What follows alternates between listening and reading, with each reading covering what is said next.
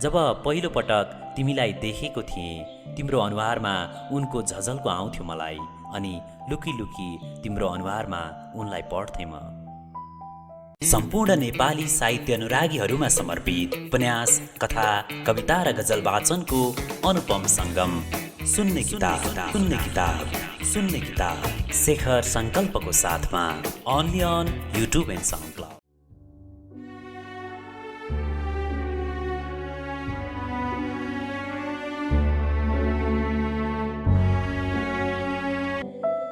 नेपालको इतिहासमा 10 वर्षे द्वन्द्वकाल एउटा अँध्यारो समय थियो।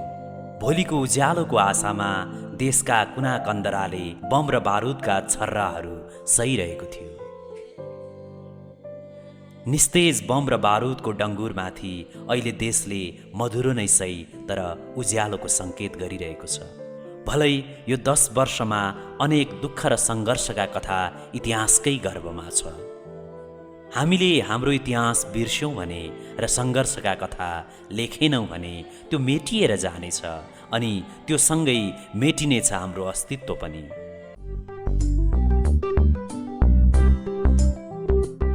यसै सन्दर्भमा आज म तपाईहरू सामु राजन राउतको वास्तविक जीवनको कथा च्यात्न नसकेको तस्बिर प्रस्तुत गर्न चाहन्छु।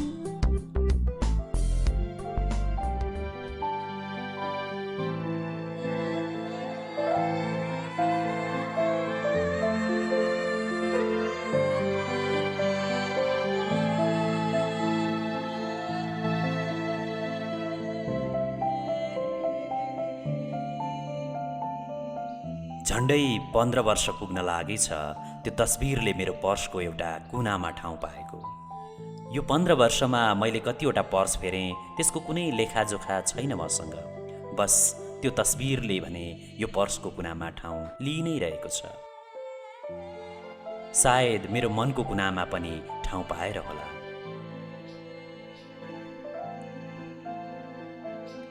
पटक पटक पर्स फाटेर गयो, तर त्यो तस्बिर उस्तै छ।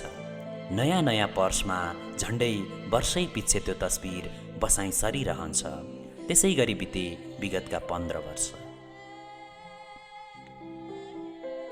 हरेक पटक पर्स परिवर्तन गर्दा विस्तृत रूपमा सबै कागज हेरेर आवश्यक मात्र नयाँ पर्समा भित्र्याउँछु म। बाँकी च्यातिदिन्छु, तर त्यो उनको तस्बिर कहिल्यै च्यात्न सकिन, न फ्याँक्न नै सके। जीवनको पहिलो मायाको तस्बिर हो त्यो। 15 वर्ष कसैले नदेखि लुकिरह्यो मेरो पर्समा। 13 वर्ष भएछ श्रीमतीलाई पनि नभनी राखेको। उनका आँखा छलेर त्यो तस्बिर बसिरह्यो पर्सको भित्री कुनामा।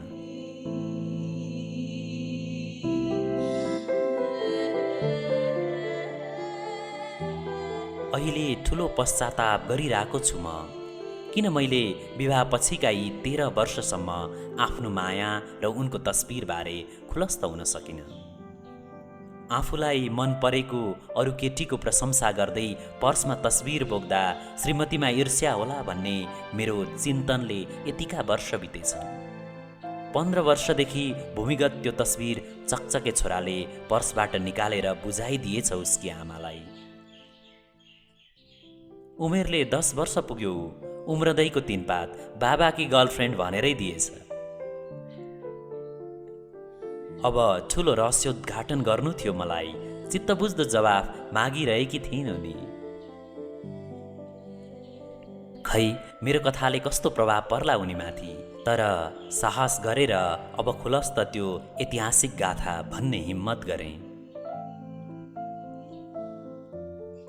कहाली लाग्दो 10 वर्षे जनयुद्धको अन्तिम समय थियो त्यो। ती दिनहरूमा जीवनको कुनै ग्यारेन्टी थिएन। बलिदानका कोटाहरू धमाधम बढिरहेका थिए। 19-20 वर्षको त्यो उमेरमा पनि समाजलाई केही हदसम्म बुझेर मृत्युलाई जित्न सक्ने साहस जम्मा गर्नु साधारण मानिसले हिम्मत गर्ने कुरा थिएन। एकपछि अर्को हुने लडाईँमा शहीदको झन्झन लामो लिस्ट थपिँदै जान्थ्यो। कसको यात्रा कहाँसम्म हो कुनै पत्तो हुँदैन थियो। जीवन मरणको त्यो यात्राका हामी दुवै यात्रीको गन्तव्य पुगी छाड्ने सङ्कल्प थियो। 2062 साल मङ्सिर 23 गतेको त्यो साँझ कमरेड शिलाले भनेकी थिइन्, तपाईँ हाम्रो यो उमेर समाज र सङ्घर्षलाई बुझ्ने उमेर हो। यो समाजका लागि केही गर्नु छ हामीले। माया प्रेम हाम्रो व्यक्तिगत विकासमा पर्खाल हुनु हुँदैन। यो उमेर अझ बढी संसारलाई बुझ्ने र सिक्ने उमेर हो। गन्तव्य टाढा छ, हामी एक अर्कोलाई सहयोग गर्दै गन्तव्यतर्फ अघि बढिरहनुपर्छ। टह टह जुनेली त्यो साँझ, खुल्ला आकाश मुनिको उनको साथ, मङ्सिर महिनाको तुसारोले सेकिरहँदा उनी अभिभावक जस्तै लाग्थिन्। नजिकै जुनेली प्रकाशमा टल्किरहेका सेता हिमालहरू हाम्रै चियो गरे जस्तो लाग्थ्यो। साँच्चै हिमालको काखमै थियो त्यो बसाई, भोजपुरको दिलखर्क, जहाँ बादलले पूर्वी कमान्डको बैठकलाई सम्बोधन गरिरहनु भएको त्यो साँझ मलाई बादलको त्यो सम्बोधन भन्दा कता कता उनको सम्बोधन महत्त्वपूर्ण थियो।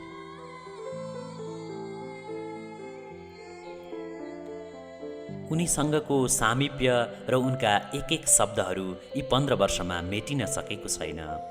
टह टह जुन लाग्दा जब चिसो तुसारो पर्छ अनि म उत्तरतर्फका तिनै चियो गर्ने हिमालहरू हेरेर उनलाई सम्झन्छु, त्यो साँझलाई सम्झन्छु। कतै उनी त्यही हिमालको काखमा छिन् कि जस्तो लाग्छ। अनि पर्सबाट त्यही तस्बिर निकालेर हेरिरहन्छु जब चिसो बढ्न थाल्छ अनि रुन मन लाग्छ मलाई।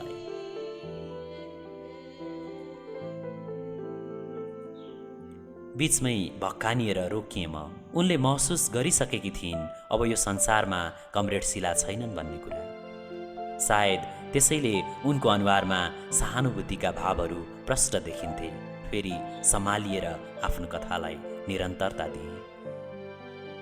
त्यो साँझ नै उनीसँगको सामिप्यको अन्तिम साँझ रहेछ। त्यसपछि अलग भयो हाम्रो कार्यक्षेत्र। झन्डै 2 महिनापछि भोजपुरको घोडेटार आक्रमण भयो।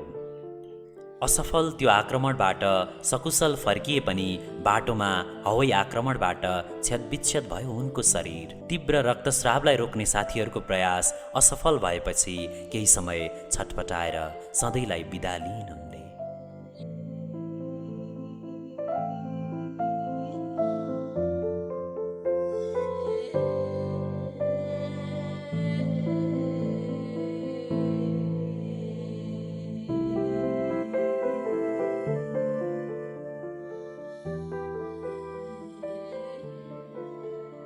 मेरो आफ्नै अलग जिम्मेवारीका कारण उनको त्यो दर्दनाक पीडामा सहभागी हुन सकिनँ।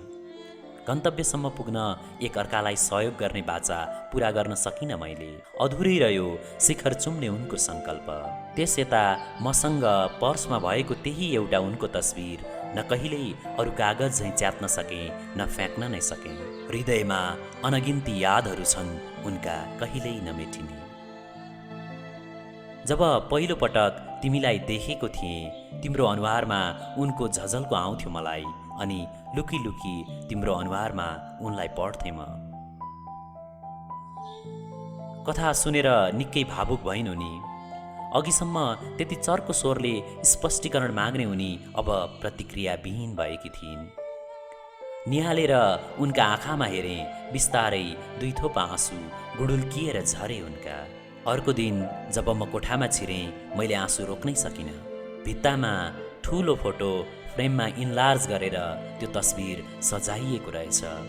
त्यसमा लेखिएको थियो, महान शहीद कमरेड शिलाप्रति हार्दिक श्रद्धाञ्जली। त्यसबेला उनी कोठाभित्र छिरिन् अनि मलाई सुमसुम्याउँदै भनिन्, उनी हामी सबैको ढुकढुकीमा छिन्। शहीद कसैको व्यक्तिगत हुँदैन, न कुनै पार्टी, जाति, क्षेत्र, धर्म वा सम्प्रदायको। शहीद देशको हुन्छ। उनीहरू यो देशका शहीद हुन्, गणतन्त्रका जननी हुन्। उनको विशाल हृदयले झन्झन बढी उर्लिएर आयो आँसु, अनि उनलाई अँगालेर धितमरुन्जेल रोएँ।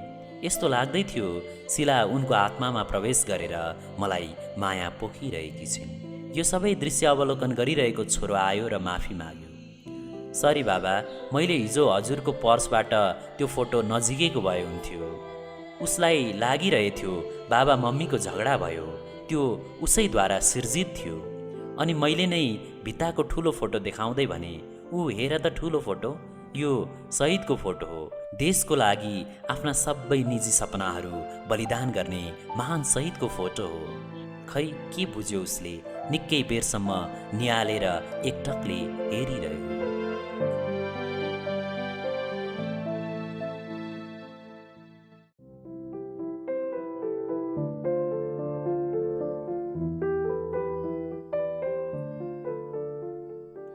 साँझ छोरीले त्यो फोटो देखाउँदै तोते बोलीमा भनी, बाबा, दादाले मलेको मान्छेको फोटो भन्छ। यो शहीदको फोटो हो छोरी। शहीदहरू कहिल्यै मर्दैनन्, उनीहरू अमर हुन्छन्। उनीहरूलाई माया गर्नुपर्छ हस्, मैले भने। ऊ दादालाई गलत प्रमाणित गर्न किचनतिर दौडी। किचनमा फोटोको निकै चर्चा चल्यो अनि हजुरबुवालाई लिएर आई छोरी फोटो देखाउन।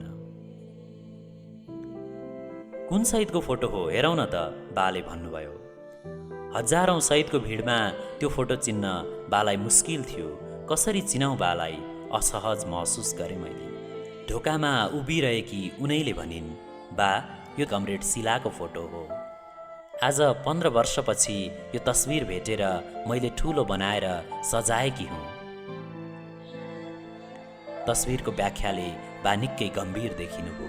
सायद 2059 सालमा ओखलढुङ्गा रुम्जाटारबाट ल्याइएका घाइतेलाई मधेस झार्न 2 रात बोकेपछि गुमाएको सम्झनुभयो उहाँले।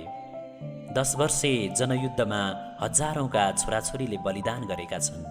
शहीद आफैमा सम्मानित शब्द हो, तर इतिहासमा पटक पटक शहीदहरूमाथि अपमान भएका छन्। प्रजातन्त्र आएपछि 4 शहीदमाथि अपमान नभएका होइनन्। रत्नकुमार बान्तबा 37 वर्षपछि शहीद घोषणा भए।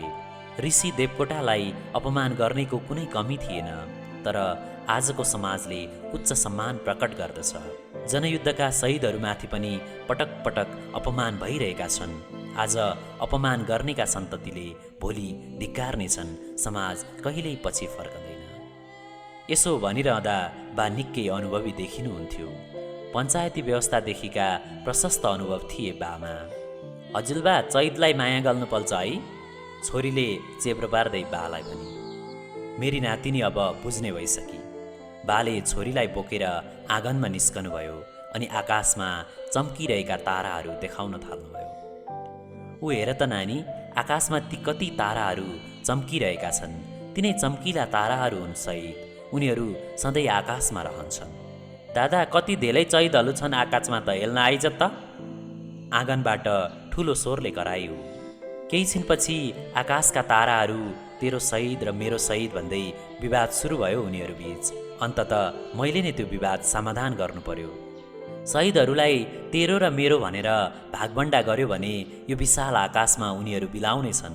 त्यसैले उनीहरू हामी सबैका शहीद हुन्, सधैँ आकाशमा चम्किरहन्छन्। अनि भित्ताको तस्बिर देखाउँदै भने, यिनै चम्किला ताराहरू छन् र त हामीलाई उज्यालो छरिरहेका छन्। त्यसयता हरेक साँझ आकाशमा हेर्दै भन्छे छोरी, बाबा, आज पनि चैतहरू आकाशमा चम्किरहेका छन्।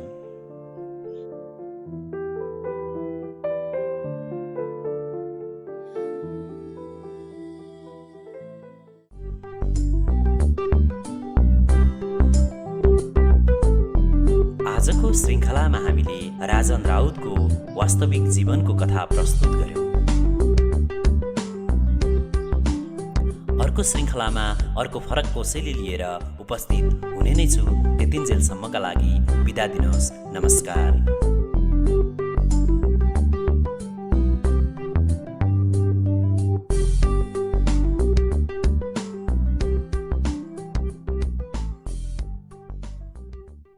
सम्पूर्ण नेपाली साहित्य अनुरागीहरूमा समर्पित उपन्यास, कथा, कविता र गजल वाचनको अनुपम सङ्गम सुन्ने